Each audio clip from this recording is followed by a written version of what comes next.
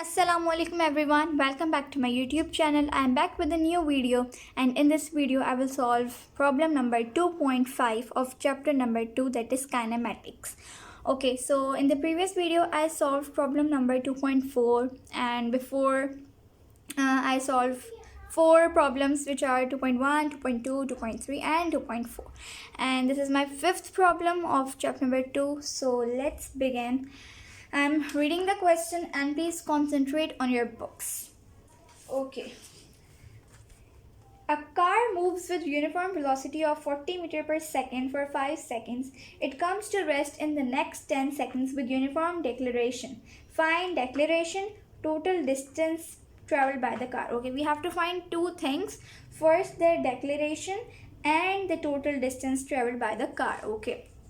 सबसे पहले आपको क्या करना होता है, सवाल में से मेन पॉइंट्स को उठाना होता है. तो दो मेन पॉइंट्स ये थे कि आपको फाइंड क्या करना है, आपको डेक्लेरेशन फाइंड करनी है. डेक्लेरेशन क्या होता है, द नेगेटिव ऑफ एसेलरेशन. ठीक है, नेगेटिव ऑफ एसेलरेशन. और आपको डिस्टेंस फाइंड करना है जो ट्रैवल किया है गाड़ी, एक गाड़ी ने कितना सफ़र ट्रैवल किया है. ठीक है जी. तो अब हम डाटा बनाएंगे. सबसे पहले हर चीज़ करने से पहले डाटा बनता है. तो सबसे पहले डाटा. ओके जी. डाटा बनाने के लिए सबसे पहले तो आप लोगों को क्वेश्चन से मेन चीज़ें उठानी पड़ेंगी. ठीक है जी. तो मैं अगेन रीड करी हूँ. A car moves with a uniform velocity. तो आपके पास इनिशियल वेलोसिटी आ गई. इनिशियल वेलोसिटी आपके पास आ गई, that is V I 40 metre per second. ठीक है जी. 40 मीटर पर सेकेंड आ गई. और फिर टाइम दिया हुआ है फॉर 5 सेकेंड्स. टाइम भी दिया हुआ है which is 5 seconds. It comes to rest in the next 10 seconds. मतलब जो फाइनल वेलोसिटी है इसकी वो 0 है क्योंकि वो रेस्ट पे आई है. ठीक है, रेस्ट पे आई है. मतलब इसने बाद में कितना सफ़र ट्रैवल किया तो उसकी वो रेस्ट पे आई, तो उसकी जो वेलोसिटी होगी वो फाइनल वो 0 होगी. ठीक है जी. तो मैंने 0 लिख लिया क्योंकि रेस्ट पे 0 ही होता है क्योंकि कोई फोर्स उसके ऊपर अप्लाई नहीं हो रही होती. अच्छा जी. इन द नेक्स्ट 10 सेकेंड्स आपके पास फिर दूसरा टाइम दिया हुआ है.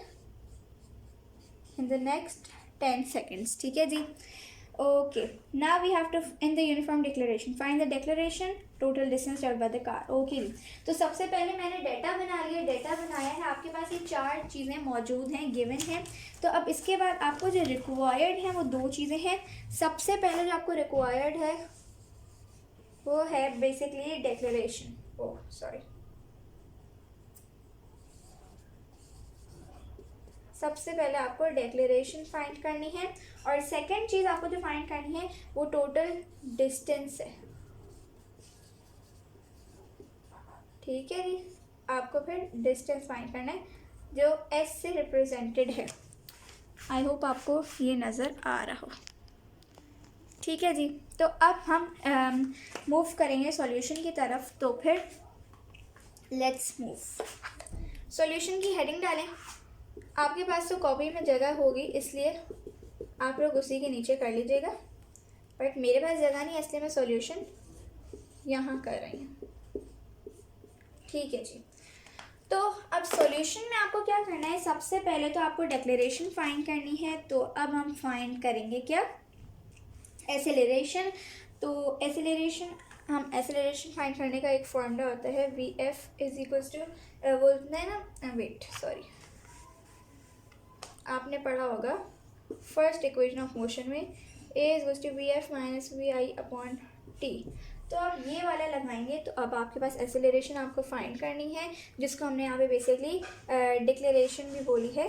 ठीक है, जिसको हम ए से रिप्रेजेंट करें. ठीक है, ए. अब आपके पास जो फाइनल वेलोसिटी आपका 0 है और जो इनिशियल वेलोसिटी है वो आपके पास 40 है. तो 0 माइनस 40 अपॉन टाइम आपके पास 5 सेकेंड्स है. आप देख सकते हैं. लेकिन अगर आप देखें तो आपके पास यहाँ पे टाइम जो है वो 5 सेकेंड्स नहीं लगेगा, वो बेसिकली लगेगा 10 सेकेंड. क्यों? ये बहुत सारे बच्चों ने मिस्टेक्स की थी और मैंने यही चेक करने के लिए किया था कि आप लोग क्या कहते हैं.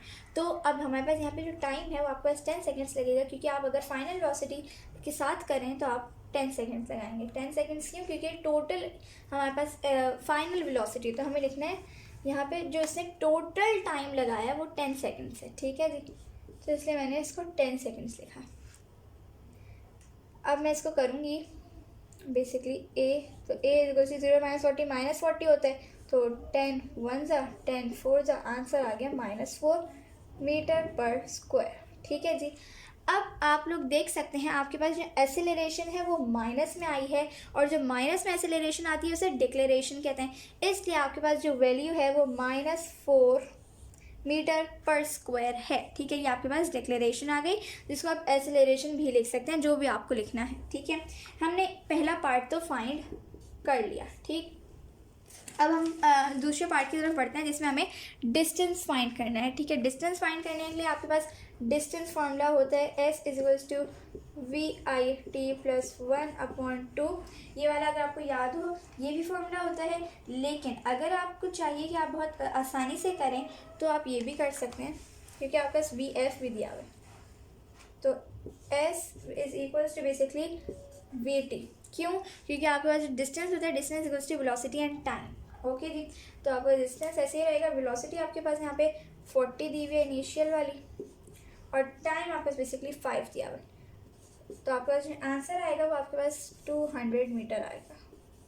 ये आपके पास डिस्टेंस आया है, लेकिन अभी हमें टोटल डिस्टेंस फाइंड करना है, तो ये तो आपके पास अभी सिर्फ और सिर्फ डिस्टेंस आया है।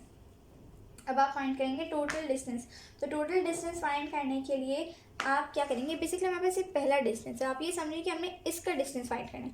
अब हम इसका डिस्टेंस फाइंड करेंगे। इसने 40 मीटर जब इसने वेलोसिटी ट्रैवल किया था, इनिशियल वेलोसिटी थी, और 5 सेकंड के अंदर अंदर इसने इतना डिस्टेंस कवर किया था, लेकिन जब इसने रेस्ट किया और इसके तब तक 10 सेकंड्स गुजर गए थे, तब उसने क्या किया, अब वो हम फाइंड करेंगे। तो एस हम ये वाला फार्मूला लगाएंगे, बेसिकली 2AS = VF² - VI², ठीक है जी। तो अब हम ये वाला लगाएंगे, आई होप आपको नज़र आ रहा होगा, ओके जी।